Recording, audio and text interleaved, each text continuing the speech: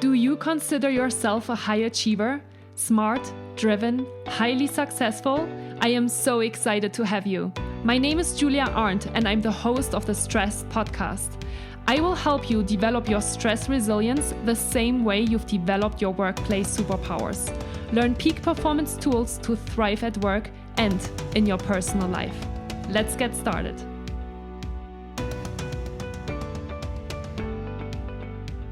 Hi everyone and welcome back to the Stress Podcast. I'm your host Julia Arndt and I'm super excited to welcome our next podcast guest to the show today, and it is Matt Hogan. Hi Matt, how are you today? Hi Julia, I'm doing well. I am enjoying myself sitting in this little cottage outside of Sedona, Arizona, and it's sunny. There's beautiful hills out the windows that I'm looking at right now that no one else can see, and it's a good day. Ah, I love Sedona. Is it snowy there at the moment or warm? It was snowy and cold yesterday. It's sunny and warm today. Very nice. Yeah, it's a Which is beautiful, more the magical norm. place. Uh-huh. Yeah. And that actually answers already a few of my questions that I always ask my podcast guests at the beginning of the show. There are three simple questions. The first question is, where are you located? The second one is, what time is it? And the third one is, what have you been up to this morning before you hopped on the podcast interview with us today? Okay. Well, I've been living a bit all over the place for the past few years, but have spent the last few months in Sedona, and I'm actually in the process of transitioning out, heading to the West Coast. So as of today, at this moment, Sedona, Arizona, it's 12:18 p.m. And this morning I spent some time doing some dancing, doing some riding, and then exercising. It was a good start. Very good That start. Sounds like a very nice start. Awesome. Yeah. Some dancing. Tell us about that. So Do you do that every morning? I do now. Yeah. Okay. I was a big dancer as a kid, like young kid, and by no means do I mean like structured dancing. It was just like I just like to move. And went throughout the years, would dance here and there at parties and things, and then started getting salsa lessons there for a bit. And then when I left the US for a year, I was taking lessons. And then I came to Sedona, and if you're familiar, there's an ecstatic dance community here. And it was the first time I'd ever experienced static dance, where for anyone listening not familiar and they're going, what is that? It's a type of dance that's more about what does your body want to do to the music rather than following a specific method or formula. And it has actually been, and going into one of our topics for today, crucial for my own creativity, my own enjoyment, and my own fulfillment. So cool. Yeah, I actually have a really good friend that's kind of gotten into ecstatic dance like in the last 2 years. So through that, I've kind of seen a little bit more about what it is, and how to express yourself. Do you listen to specific music when you do your ecstatic dancing in the morning? I do, and it's changing up regularly. I have some different playlists, some that are based on sensuality. It's more sensual, you can flow with it. Some of it's more peppy and joyful. You just kind of want to hop around and really like smiling. Some of it's more sexy, like that energy that's like really sexy and tasty. It really, I've got a few playlists that I'm actively creating right now to serve like in the morning, going, what one feels really good to listen to today? And let that guide my movement, as well as it always sets me up for a beautiful day. That's so cool. And do you set a specific timer on how long you dance? No, I typically, it needs to be at least 1 to 2 songs, but sometimes it'll be more. And then very often I will, like after this call, there's a really good chance, since it's the middle of the day, I'm going to dance some more before my next call. And so I also sprinkle it throughout the day because it doesn't take much time to dance to 2 songs. And it totally shifts your mindset, I'm sure. It shifts so much. Very cool. Well, Matt, tell us a little bit more about who you are and what you do. You know, I love the question of who you are, because I can get so caught up and have been caught up historically in what I do and how I do it, but it all sources from who we are. And you know, the through line for me is I spent the past 2 decades being and becoming the man that's just really endlessly fascinated by this journey of self-mastery, what it means to be the fullest version and expression of myself. And that's mind, that's body, that's spirit, that's business, that's everything that basically comes through me. And it's taking these past 2 decades where I continue to tap into what we might call our intuition, our inner guidance, our inner teacher. And so for me, I live a constant path of how do I go deeper into what my own truth is and allow that to be what surfaces in my life. So as a person, what I would just say most simply is I'm someone that just is endlessly curious about what makes a full, rewarding life. Mhm. And how did that journey start 2 decades ago? Oof. It's so, to see if I can put it in a nutshell, it started at the lows of depression in 2004 when I attempted to take my own life with suicide. Mm-hmm. And then that was what opened up the door for this new energy that said, I'm going to live a full life. I am going to figure it out. I'm going to do whatever I need to do, and I'm going to live this fullest version of myself, this potential that I could feel burning in my belly. Mm-hmm. And I've been on that path for 2 decades, and it started at the lows of depression and attempted to take my life. Mm-hmm. And then that followed me through university, through the highs of corporate climbing. That took me through so much learning and depth and growth when my fiance and I separated back 6 years ago. And then that even took me out of corporate, where I traveled the world for a year. And it has continued to inform and inspire me daily. And that is also the lens and the essence and the energy and the work I support with my clients with. It's literally, who are you? And what is wanting to be birthed into your life through the depth of who you are. Mm-hmm. And so I really spend a lot of time with my clients, helping them come to know their own inner voice that is often so clouded and confusing when we've got years of emotional baggage with us. We've got people telling us do this, do that to be healthy, do this to live right, and trying to find that quiet voice in us that knows, no, this is the right way, is what I really help people with, and then bring it out into their lives. Mm-hmm. Wonderful. And what happened in that moment when you were at the low of depression, and and you shifted from taking attempting to take your life to finding kind of that joy again and finding that desire to live? Well, there Was was the that like a actual, person? Yeah. say that again. Sorry. Well, no, please go. You go for it first, and then I'll do a follow-up question if you don't answer it. So there's the actual moment when I attempted my life and I put a bullet in my head in Thanksgiving 2004. And then I woke up from a coma 2 weeks later. And I actually, that night that I shot myself was the first time I ever heard my own inner voice. That it was a voice that I'd never heard in myself ever. Like my voice, up until that point in my life, my mind was really busy. It was constantly hectic. The inner critic was driving me nuts. My emotions were all over the place.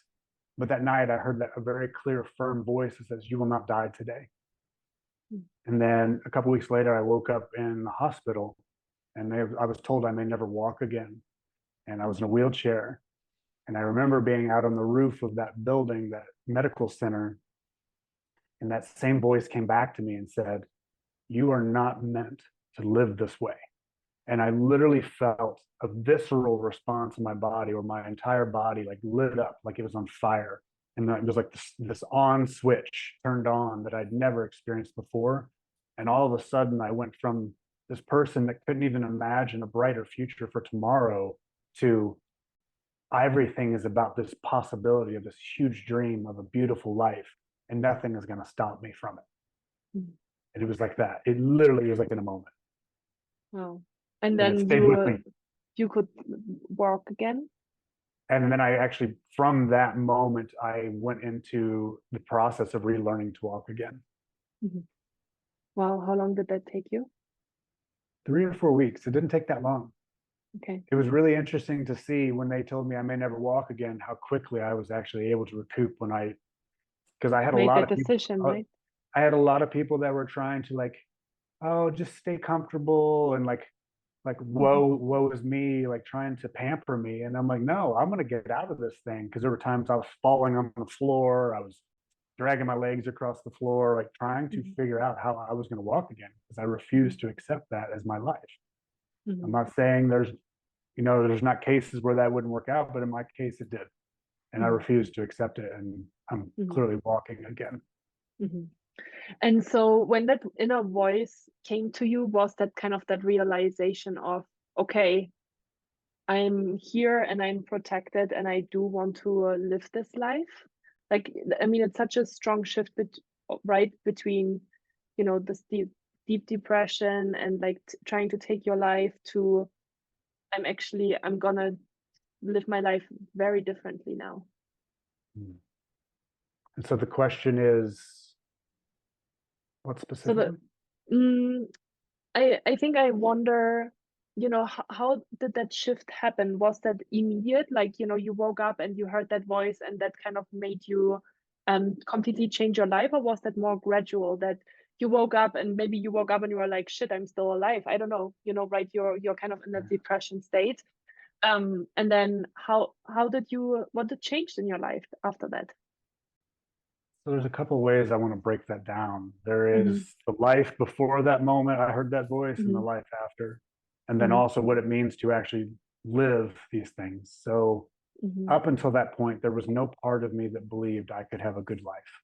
There was no part of me that felt like I could have a good future, good relationships, good money, any of those things. It was felt pretty powerless, to be clear.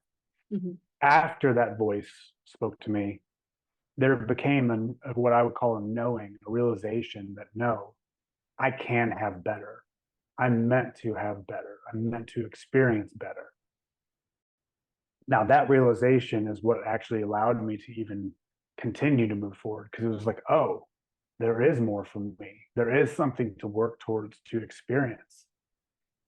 But then you take that realization and then you go into daily life. I had to continually, day by day, keep finding my way back to, what am I doing? Why am I doing it? Where am I going? Why am I going there? Why is it important?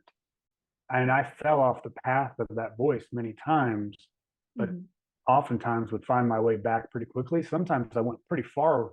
When I was engaged for about a year and a half, I kind of lost sight of it all. And then when we separated, it was like I was like immediately brought back to that thread. And so it is I call it a winding and twisty road, where we have a big realization, we allow it to fuel our lives for a while, but then we forget, and then we remember, then we forget, then we remember. And that's, when I look back at the past 2 decades, it has been the golden thread throughout the past 2 decades. But along the way, in that golden thread, I've kind of like, oh, what am I doing over here in the forest? Or what am I doing over here in the clouds? I get away a little ways, and then something in my life reminds me, oh yeah, come back to this. Come back to finding that through line that says, this is your life. This is the way you're meant to walk. Do you have any specific routines or habits that support you in kind of pulling yourself back in when you're wandering away from that? If I'm starting to get really wrapped up in what other people are saying I should do, think I should do, or is the right way for me, I know that's a sign for me to take a minute to detach from what everyone's saying. Take in, be clear about, what do I actually want to take in from people? Because it's not that all people's information is bad. It's that we have to discern what we let in and what we decide from with that letting in.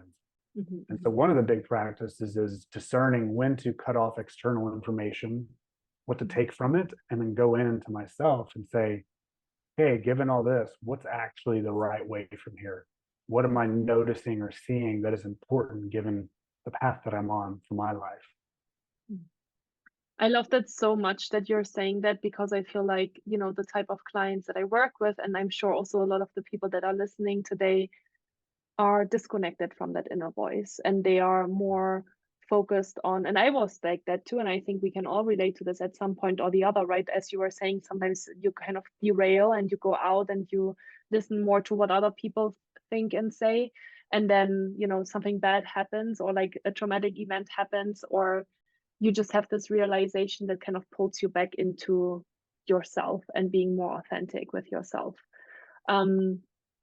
You brought up a really important topic that I do want to kind of dive with you a little bit deeper into, which is kind of that listening to your inner voice with all of the external chatter and noise. And that adds in relationships. You mentioned relationships and maybe losing yourself a little bit in that. And I would like to kind of even bring that wider, right?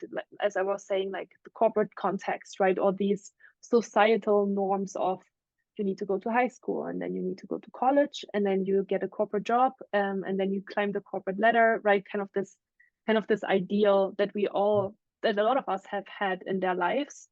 Can you tell us more about your experience when you were maybe disconnected from your inner voice in a relationship? Like a personal relationship, or even like the relationship with my work? Yeah, relationship with your work would be wonderful. Yeah, I'm reminded vividly right now of start of 2018, and it was a year after my fiance and I separated, and had really, after her and I separated, it really put me back on my path of what's my life about? What am I really here for? What am I doing? What's next? Because up until that point in my corporate work, I spent the better part of a decade supporting Google, building out a national sales and support team, and I loved it. Like I came in on the ground floor of a startup wing that they'd started, and came in as an individual contributor with the vision of becoming a director. And over the course of 4 years, promoted 7 times into that while building out a 100-person team around the US. And I loved it. It was so full of passion and zest and aliveness. And it was all the things I love. And then fast forward, it was after my separation, I started to really look at my life and started to realize that I had gotten really kind of stuck in my career. And that what had used to bring me a lot of aliveness, a lot of that joy of like the client relationships, the business development, the money allocations, all the pieces of running a business. And I noticed that I was just like, feels off. Something feels off. And what I remember doing really fun, it's still funny to me, was I had postponed traveling numerous times in my 20s for relationships that later ended. And then I came back to myself, I'm like, why did I keep doing this to myself? And so that desire and hunger to see the world, I decided to put 5 countries in a hat and draw one and then go. And it ended up being the Philippines. So I drew the Philippines from a hat, and I'm not saying anyone has to do the intense route that I tend to do. But then that night I booked a month-long trip to the Philippines, created an out of the office plan, sent it to the VP of the company, said, I'm going to be out of the office for a month offline. This is how things are going to run. And I went on that trip, and I went with the intention of, one, allowing myself to reconnect to what it is to have fun, because I'd lost my way on that. And then 2, it was to actually start figuring out like, what is actually missing for me right now? Something is off, something is missing. What is it? And it's amazing how much an environmental change can make a big difference, especially if your current environment is not one that sources openness, that opens creativity. And so where did you live before you moved to the Philippines? And well, sorry, not moved, but you went there on vacation. But where did you live at the time? I was in Austin, Texas. Okay. And I remember when I got there, I was like a 30-hour trip. I didn't sleep well. I'd never been to a foreign country besides Ireland, which is a very different experience if you're American going to Ireland versus the Philippines. And I remember just the overwhelming sensory experience when I came in. I hadn't booked a place to stay. I was literally doing it all as I went. And I remember how overwhelming that experience was. And yet, stepping through it all, fast forward like a day or 2 into the journey, and I'm sitting at a coffee table at a hostel that's in a tree house, which is pretty cool. And I'm just like drinking coffee, I'm writing, and all these thoughts, all these emotions, all these unprocessed memories are just like coming out on paper. I'm crying and sobbing, and like all this stuff's coming out, and anger's coming out, and some fears coming out. And I kept writing, and then I got to 2 realizations that were at the bottom of the well that brought me back to my inner teacher, my inner guidance, my intuition, my heart, whatever you want to call it. I won't get caught in semantics. And it was after I filled up half a notebook, it was two things. One, this work you've been doing in corporate has served your life so well. It helps you bring yourself up into a space in the world where you can support yourself in ways you've never seen your family do. It helps you lift off in very beautiful ways. And there were so many things that I was reminded of, many great memories and moments and all the different things. And so while I'm sitting here with gratitude for this realization, like, yeah, it's been pretty cool. The second one hit me, and it was, and it's time to let it go. And that was the hard one to look at. The one that said, and it's time to let go of these golden handcuffs because you're not meant to stay here anymore. And so all of that to connect to those two realizations, that then I had to come back home and live. And how was that? So one, it was first off just that memory in the Philippines has been imprinted in me ever since, because I had lost my way for a little while. And it really reminded me the importance of writing. It really reminded me the importance of getting to know my own voice at a deeper level and the different voices that exist within me. And so that was a really profound experience that I talk about frequently. And then it was, okay, now that I realize this, I've got to come home and live this realization, just like I lived that realization from the wheelchair, that I was meant to have a better life. I had to come home and start living it each day. What does it mean that I'm meant to leave? What does that look like? Where am I trying to go? What am I inspired by? What do I want to create? And so I had to come back and spend time with all these questions, because the realization is just step one. Then you got to actually determine, like, what comes next. And that can be actually the scariest part. And so how long did it take you to actually leave the corporate world after that?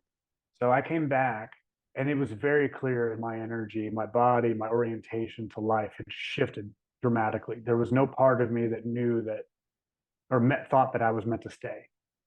Within a couple months of being back, I told my direct reports, the ones that reported me, that I would be leaving. I said, I don't have a date, but I want to make sure it's a smooth transition for you all and that it's easy and the business is running well. And so I let them know and started kind of just working on that while also working on my departure plan.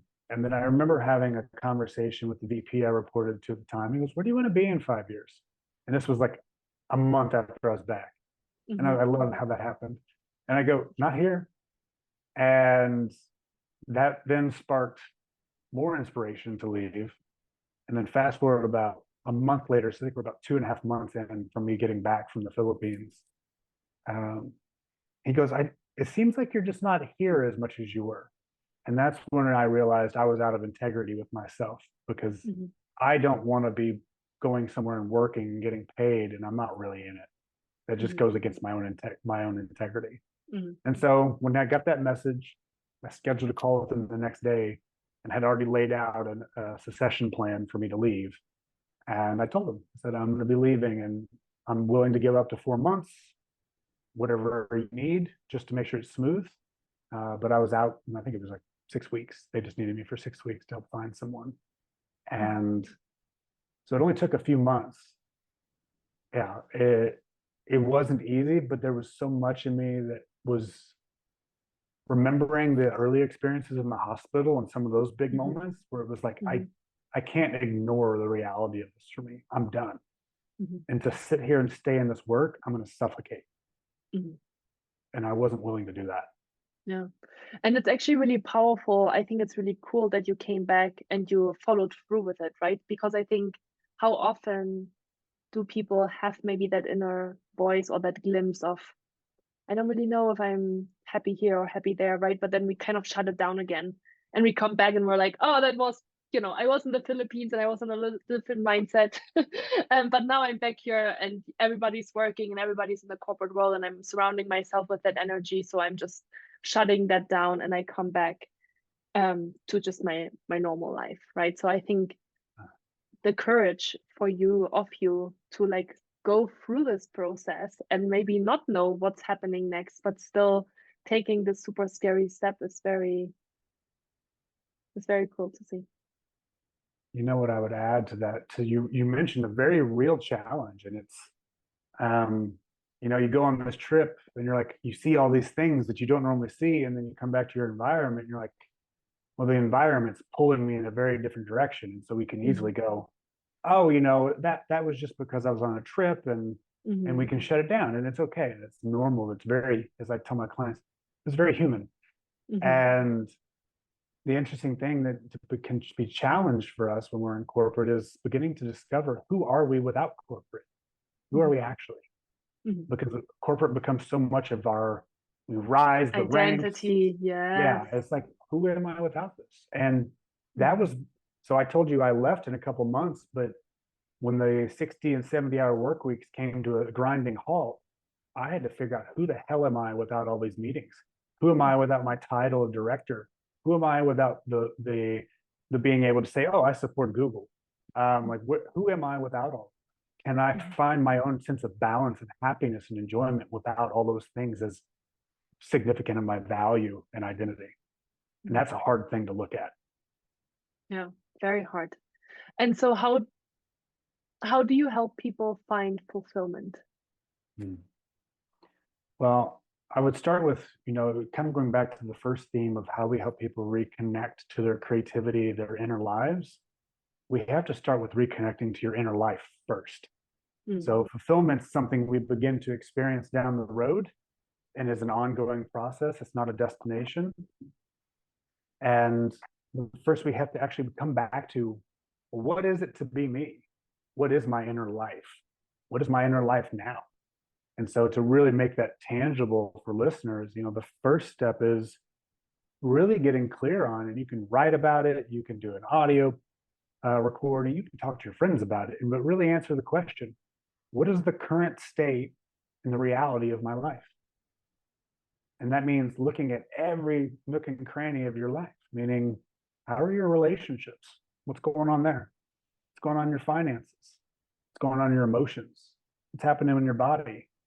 What's happening with fun and play? Like, really taking the time to get present with what is real now. Because until we're really clear on the current state of our life, none of this other stuff matters. And we can get lost in story and imagination of what's something we want, but we're ignoring what's real now. So that's the first place. Because it's when we do that, we're going to start getting really clear on what our current inner life is, and our life really is. The second piece of that is then moving into, what is guiding my source of direction? Meaning, like, what is actually guiding me every day? Am I guided by the need for safety because of the job and what it offers me? Am I guided by unspoken or spoken expectations of a spouse, siblings, children, parents that keep me in this job every day? And I'm just using only the context of work right now. What is actually my source of guidance and direction? What is the actual source? Because sometimes this can get messy. A client of mine that I was talking to was talking about an opportunity that was coming up, and how he was afraid that if he didn't get it, it would let down his partner. And I said, did she say that? He goes, well, no. And I said, then how do you know you'll let her down? And so the thing is starting to realize our own narratives that are actually built on lies, that are built on things that are not actually spoken, and are our own protection measures to keep us from actually changing anything. And so starting there and getting clear again on the interstate, then what's actually guiding you. These are two of the most self-honest things you can do. They're two of the most difficult things you can do. And they're about the most rewarding thing you can do. Because we start to feel a little less powerless and stuck when we start to realize we're creating it all. But that can also be one of the things we want to push away and not see. Because we're like, no, it's the economy's fault. No. It's because I didn't make that decision to go to that company 2 years ago. That's the real problem. No, it's not. So those are the two big pieces to start with. Then going from there is the third piece, is really getting clear on what's actually blocking your source of wisdom. So when I say wisdom, it is that connection to that place in you that says, this is what's most important. This is what matters to me. This is who I really am, or sense that I could be. this is the life that feels right for me. If we can start to find that place in us, even just a little bit, and then start to navigate looking at what's actually blocking it. And it could be someone's opinions. It could be us being overly concerned with what people say.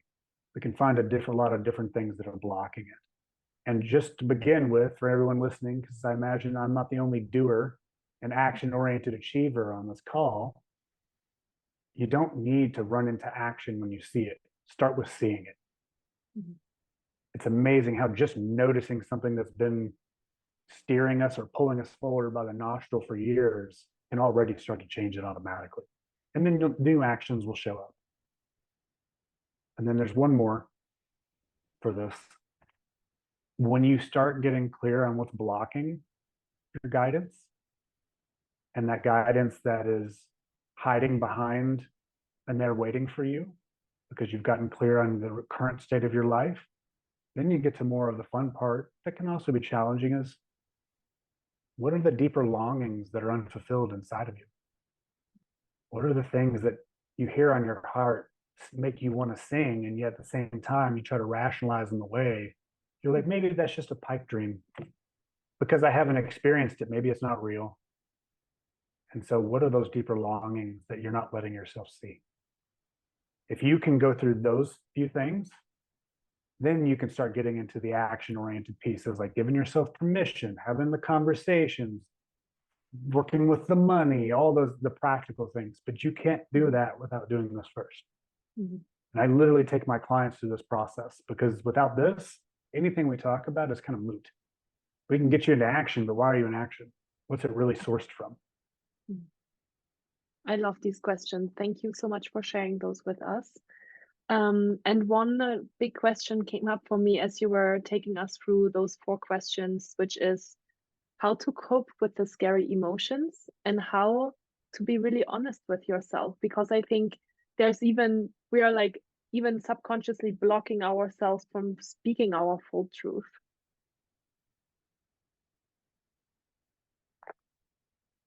So you want to know what we do with those scary emotions? Mm-hmm.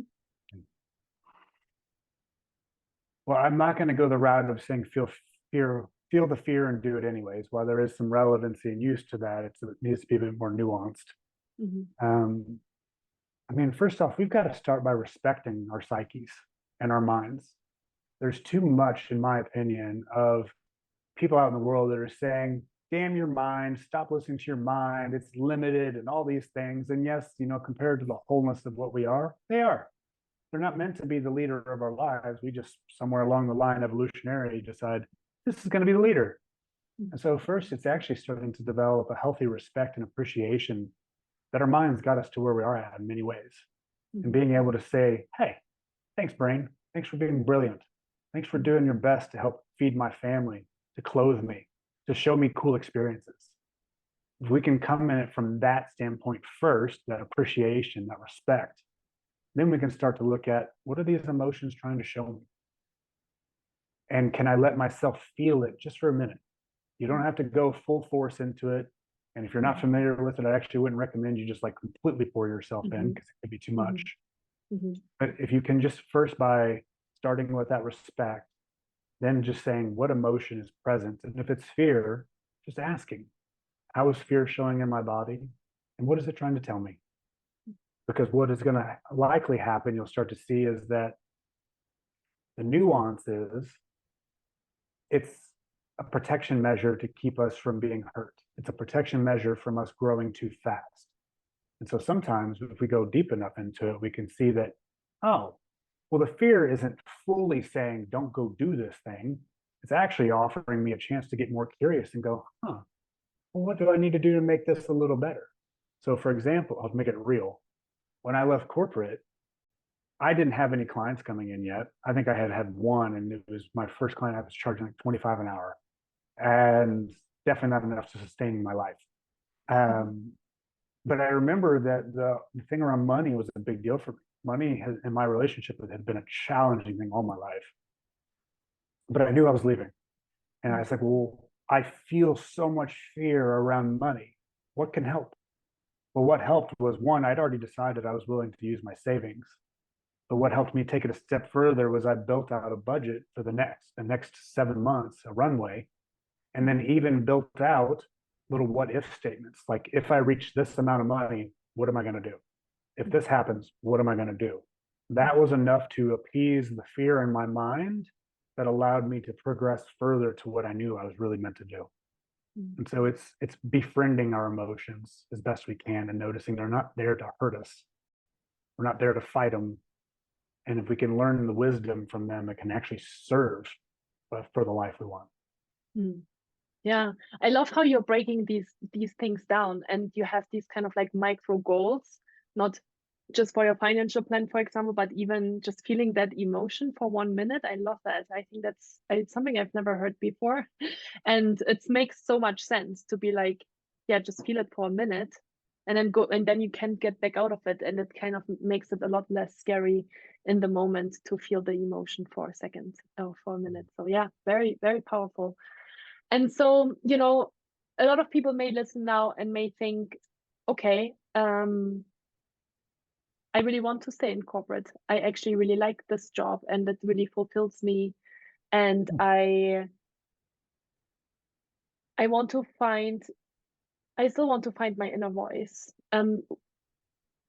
How can you bridge that corporate with spirituality? Is that even possible? Yeah, it is. And, it depends on how you really look at spirituality.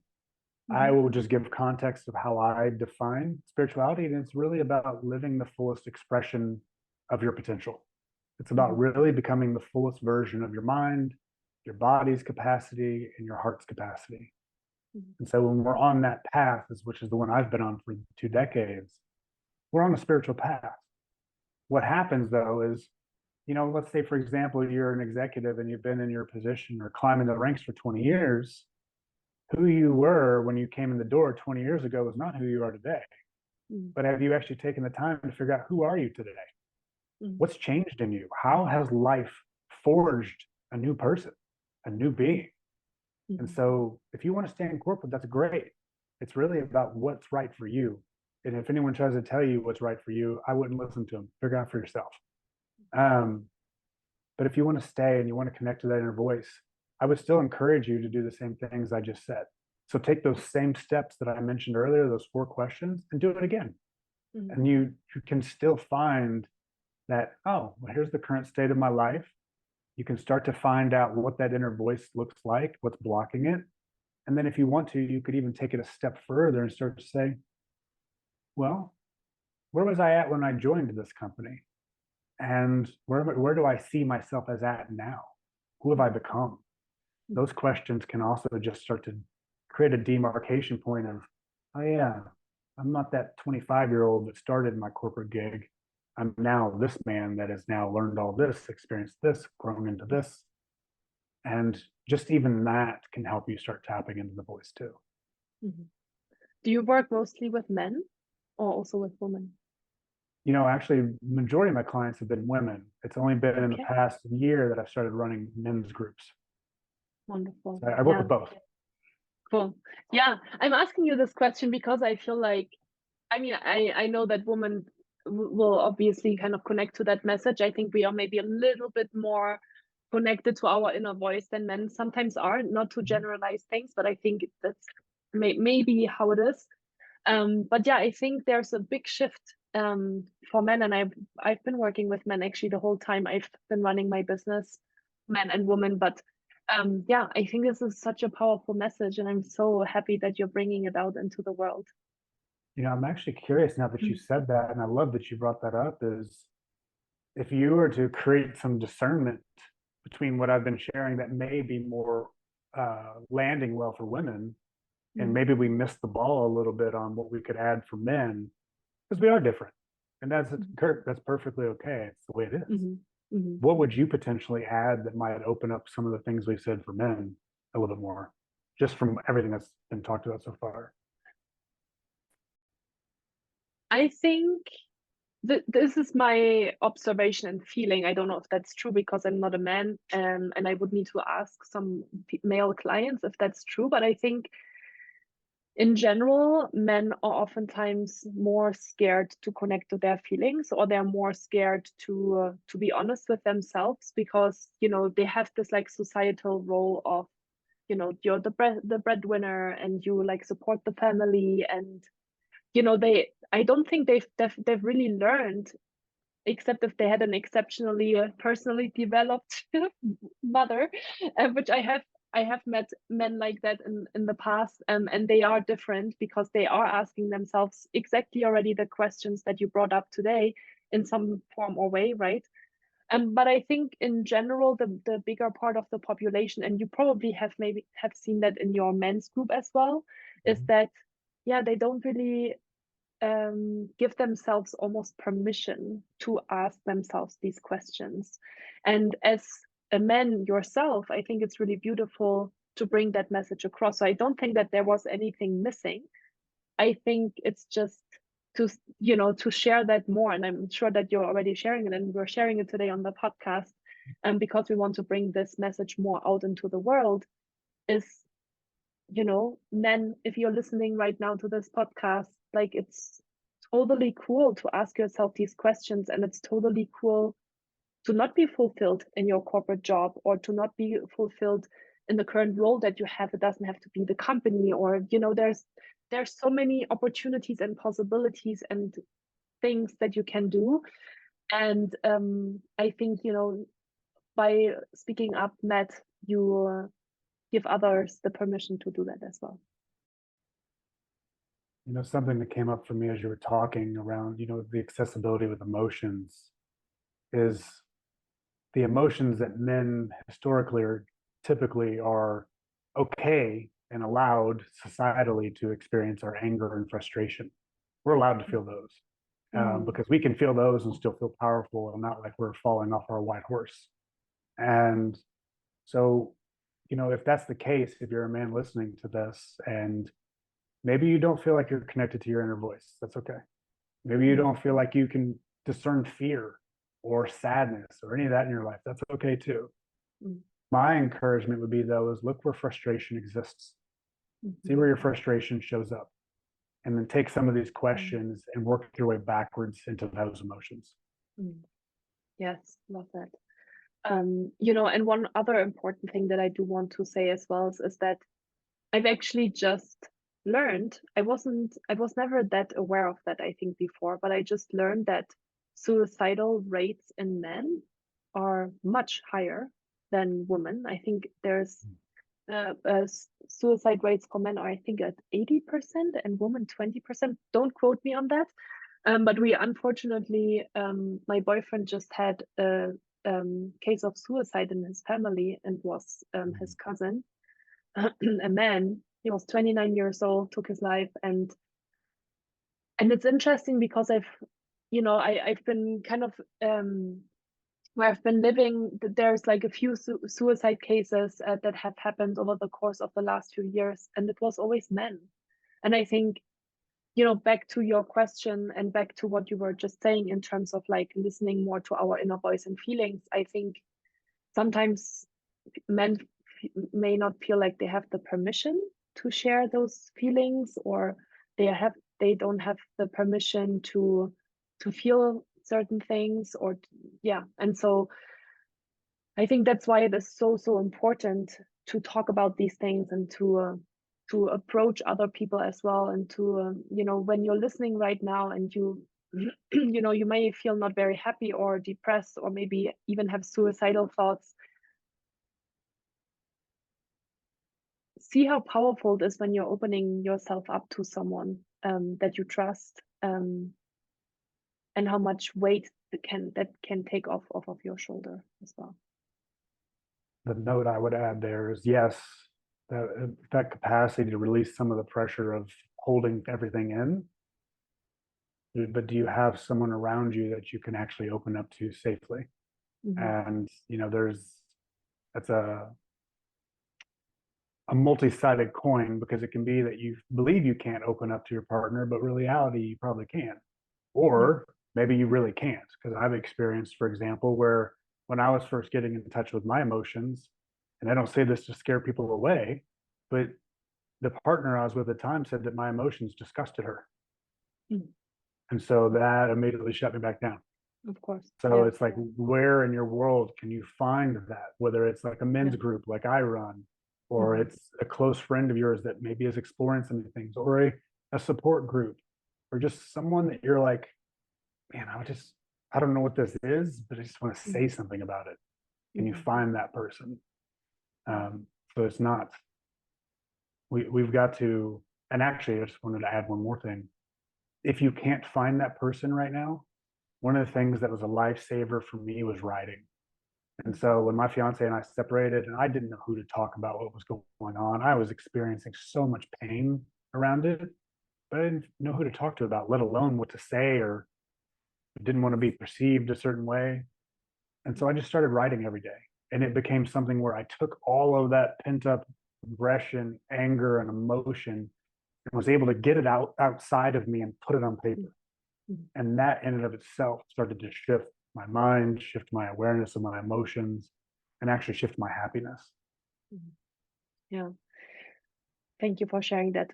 I couldn't agree more. My listeners know I love journaling and I love to put thoughts to paper because that's one of the ways of how I digest a lot of the things that are on my mind as well.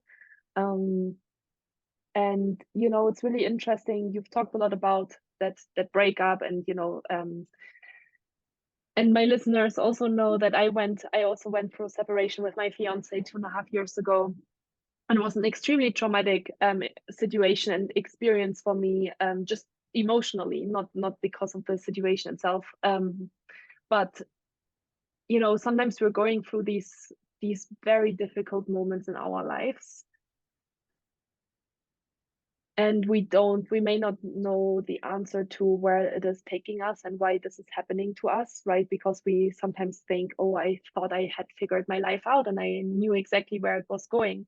And then all of a sudden it stops and you ask yourself, okay, what's now? And maybe some of you are listening right now and you are in a situation like that right now where you're like, oh my God, like my whole world came crashing down. I had no idea. I didn't expect anything, or, we just maybe grew apart, or whatever it is, or it could be a traumatic experience at work. It doesn't have to be necessarily a relationship, but just maybe look at Matt and I, a few years after that experience, and how much it has shaped us and helped us grow and become the people that we are today. It's also, a nuance or a distinction to add in there is that often the hardest experiences are the ones that help us grow the most. And I know we've probably most of us have heard that, and it's like, yeah, okay, it doesn't mean I want them. It's true. Probably don't want them, but they tend to show up anyways. And so what are you gonna do with them when they come? And that's a conscious choice. Like, how do I want to be with this experience? How do I want to be with this separation? How do I want to be with this health scare? How do I want to be with this confusion? Because how you decide to show up for yourself in those moments or will dictate how things unfold for you. Yeah, absolutely. And just to share my own experience, like I did not want this to happen, and I was so sad and so emotional for a very long period of time, and took me a very, very long time to step out of that idea that I had in my head. And I asked myself, why is this happening to me? And there were so many unresolved questions in my heart at the time, and 100% absolutely brought me to a much better place today. Good that it happened. And at the time I did not want to hear it, and people would tell me, everything happens for a reason and blah blah blah.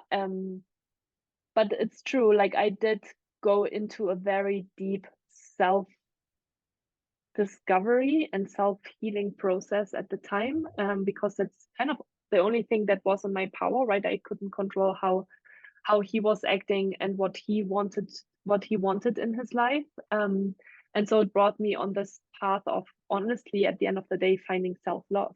And that's honestly one of the most powerful paths that you can find in your life, right? Yeah. You know what I think is also a part of the path? No, I don't think it is. I know it is a part of the path of self-love. Is you made a note about you don't want to hear from people when you're not feeling okay, when you're feeling down, depressed, angry, whatever it is. You don't want to hear people say, "Oh, it happens for a reason," or "You'll be okay Mm. one day," or any of that. Mhm. Mhm. That actually is a really big way people deflect our experience, and it actually will either piss us off or Mhm. just kind of push us away or put us in a shame cycle for the way we feel. And so one of the biggest messages I learned that is both self-love, self-compassionate for both the way I'm with people in my life and with myself is it's okay to not be okay. Mhm. If you can get past your own judgment around not being okay, who cares what anyone else thinks about you not being okay? Mhm. Yeah, 100%. Matt, I think we could both continue this conversation, but I want to be I mindful agree. of time. What is the best way to connect with you if people are listening and would love to learn more about what you do?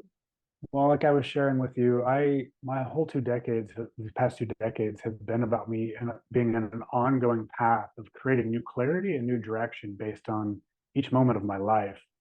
And so, because that has been the core of my journey for 2 decades, I created a guide to actually help people with it.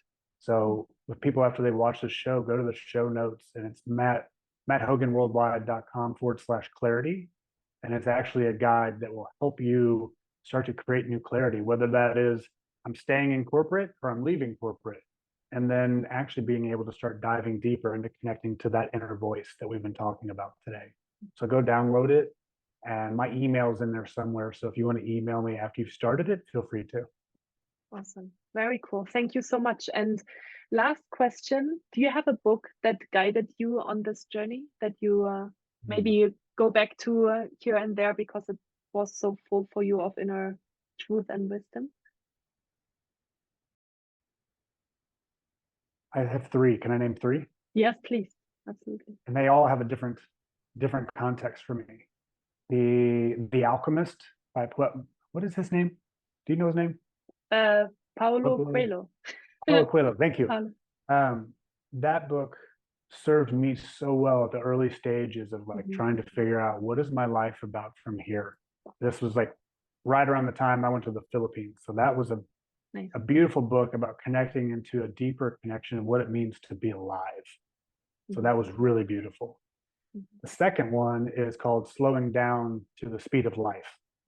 Mhm. And I mean, we have to look, I may have to send you the links for these because I'm not remembering the authors. That's okay. It's okay. Yeah. Slowing Down to the Speed of Life. That one is really about helping us understand how we use our minds incorrectly and how that actually keeps us in cycles of overwhelm, actually disconnection, burnout, and confusion.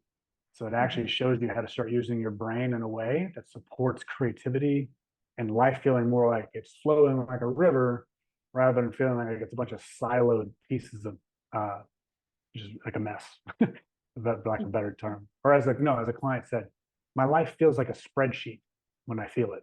And he goes, I don't want my life to feel like a spreadsheet. So this book helps with that. Mhm. And then the third one, which I would read this third, if you're going to get all three, go third in this order, is Letting Go, The Art of Surrender by Dr. David Hawkins. And this one takes a whole new level of, offers a whole new level of what it means to grow in our personal evolution and the way we work with our emotions and our feelings. Very It's cool. it's a pretty advanced book in terms of like working with your emotions, but just reading it, he does it so simply and so beautifully that that's what makes it so advanced. He does it so easy and simply. It's not complex and hard to take in. Yeah, so cool. Thank you so much. I'm very glad that I asked this question. The last two books, I don't know the Slowing Down to the Speed of Life and the last one either. So definitely put that on my list of books to read as well. Thank you so much, Matt. For those of you that are listening today and that feel like this message needs to be brought to more people, please make sure to share this episode with your friends or your colleagues or your manager or your partner, your girlfriend, your boyfriend, your mom, your dad.